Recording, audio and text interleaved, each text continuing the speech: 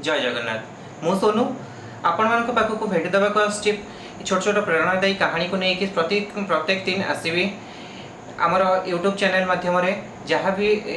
छोट बड़ आम दैनंदिन जीवन में घटी आसूची से सब छोट छोट प्रेरणादायी कहानी को नहीं प्रत्येक दिन यूट्यूब रे मु निजे आसबि बहुत शिक्षणीय तथ्य गुड़िक आपण प्रदान करी से गुड़िक को आपण मैंने देखिए आउ लाइक सब्सक्राइब कमेंट देवे किभली भाव लगुच मो चैनल को फॉलो करेंगे आ कमेंट माध्यम जनइबे किसी भी जदि निजर